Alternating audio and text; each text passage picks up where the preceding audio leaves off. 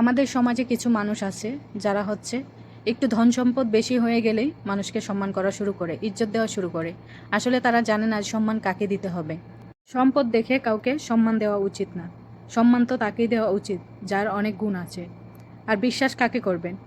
যদি বিশ্বাস রাখতেই হয় তাহলে নিজের উপর রাখেন, অন্যের উপর নয়। আর বিয়ে করার জন্য সঠিক মানুষ খুঁজুন। শুধু সৌন্দর্য দেখলেই বিয়ে করা উচিত নয়, কারণ সৌন্দর্য অনেক মানুষেরই থাকে, চরিত্রটা সবার ঠিক থাকে না। যার চরিত্র ভালো তাকেই বিয়ে করা উচিত।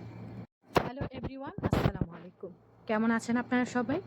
আশা করি যে যেখান থেকে ভিডিওটি দেখছেন, কাছে অথবা দূরে, দেশ অথবা দেশের বাইরে থেকে, আল্লাহর অশেষ রহমতে সবাই ভালো এবং সুস্থ আছেন। আমিও আল্লাহর অশেষ রহমতে আলহামদুলিল্লাহ ভালো আছি। প্রতিদিনের মতো আজও একটি ভিডিও নিয়ে হাজির হয়েছি আপনাদের মাঝে। আশা করি ভিডিওটি ভালো লাগবে আর পুরোটা ভিডিও জুড়ে আমার সাথে থাকবেন। তাহলে চলুন শুরু করা যাক আজকের ভিডিওটি। আমাদের বাসায় তো অতিরিক্ত সবজি লাগে, সবাই জানেন। যারা যারা নিয়মিত আমার ভিডিও দেখেন তারা অবশ্যই জানেন। তো কিছুদিন আগেই সবজির বাজার করা হয়েছিল, শেষ হয়ে গেছে। আবারও আজকে মুরব্বি বাজারে গিয়ে যা যা লাগবে সব ধরনের সবজি নিয়ে আসছে।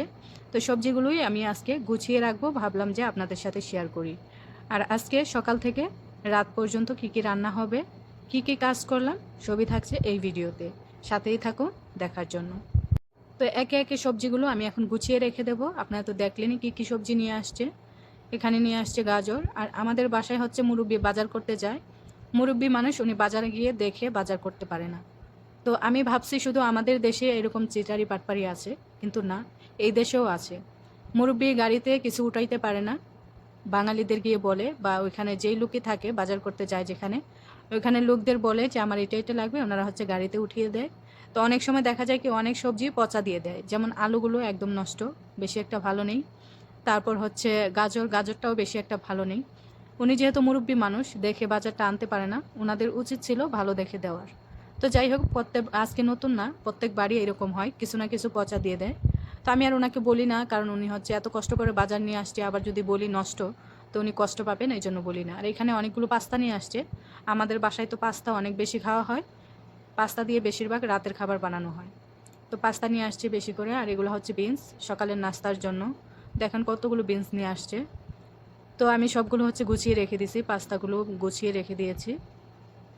আর এই বিনসগুলো সকালে নাস্তার জন্য আমি মাঝে মাঝে হচ্ছে দুই ধরনের বিনস নিয়ে আসে। একটা হচ্ছে সিমের বিচির মতো, আর একটা অন্য টাইপের, এটা আমি নাম জানি না।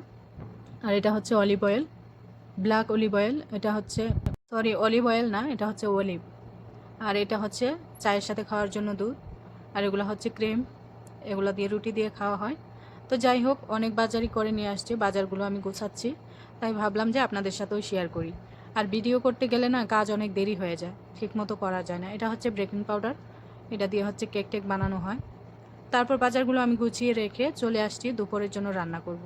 আজকে আমি রান্না করব উটের মাংস। উটের মাংস দিয়ে খেপসা রান্না করব। তো আমাদের বাসায় কেউ আছে উটের মাংস হচ্ছে খায়, আবার কেউ আছে খায় না। আমার কাছে ভালোই লাগে, আমি হচ্ছে লাস্টবার যখন খাইছিলাম তখন আমার কাছে খুব ভালো লাগছে।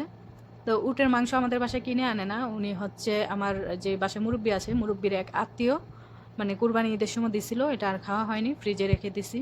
তো আজকে রান্না করব। তো উটের মাংস দিয়ে আমি হচ্ছে ক্যাপসা রান্না করব। তো মাংসটাকে আমি ভালো করে চর্বি সারিয়ে নিয়েছি, আর এখানে ভালো করে ধুয়ে প্রেশার কুকারে দিয়ে দিলাম গাজর, পেঁয়াজ কুচি, আর দিয়ে দেবো একটা শুকনো লেবু, আর হচ্ছে দারুচিনি দিয়ে আমি হচ্ছে ভালো করে কষিয়ে নেব। এখানে হচ্ছে কোনো তেল ব্যবহার করব না। আমাদের বাসায় কিন্তু কেউ বেশি একটা তেল পছন্দ করে না। তাছাড়া মাংস রান্না করলে একবারই তেল দিই না, কারণ মাংস থেকে হচ্ছে তেল বের হয়। আর আরবিয়ান রান্না যেভাবে রান্না করে, এখানে তেল না দিলেও কোনো সমস্যা হয় না, রান্না এমনিতেই মজা হয়। তো আমি হচ্ছে মাংসটা কষানোতে বসিয়ে দিয়েছি, আর এখানে টমেটো পেস্ট করে নিচ্ছি। আর সৌদিয়ানদের কোনো রান্না নেই যে রান্নাতে টমেটো ব্যবহার করে না। তো টমেটো পেস্ট করে আমি হচ্ছে এখন মাংসর উপর দিয়ে দেব, মাংসটাকে কিছুক্ষণ কষিয়ে নেব। তো আমার বাসার একজন মুরব্বী আছেন, উনি হচ্ছে উটের মাংস খায় না, তার জন্য ওনার জন্য বড় সাইজের এক পিস আমি হচ্ছে খাসির মাংস দিয়ে দিচ্ছি এখানে ওনাকে দেওয়ার জন্য। মুরব্বী খেতে চায় না। তো মাংসটা কষানো হয়ে গেছে, আমি পরিমাণ মতো পানি দিয়ে দিলাম। তারপর হচ্ছে একটু নেড়ে চেড়ে প্রেশার কুকারে আমি হচ্ছে সিদ্ধ করে নেব 25 মিনিটের মতো। আমি এখানে লবণও দিয়ে দিয়েছি পরিমাণ মতো, যেটা আপনাদের সাথে শেয়ার করতে পারিনি। তো প্রেশার কুকারে সিদ্ধ করে নিয়েছি 25 মিনিট, এই জন্যই কারণ হচ্ছে সবসময় আধা ঘন্টা বা 40 মিনিট সিদ্ধ করি মাংস। যেহেতু মাংসর ভেতরে চাল দিয়ে আবারও রান্না করব, তো মাংসটা আরও সফট হয়ে যাবে। এই জন্য হচ্ছে আমি 20-25 মিনিটের মতো সিদ্ধ করে নিয়েছি। আর মুরগির মাংস হলে মুরগির মাংসটা উঠিয়ে আবার হচ্ছে ওভেনে দিয়ে দিই। চালটা মানে চালের সাথে মাংস থাকে না, তো এখন যেহেতু মাংস আর চাল একসাথে আরও সিদ্ধ হবে, এই জন্য 20 মিনিটের মতো সিদ্ধ করে নিয়েছি।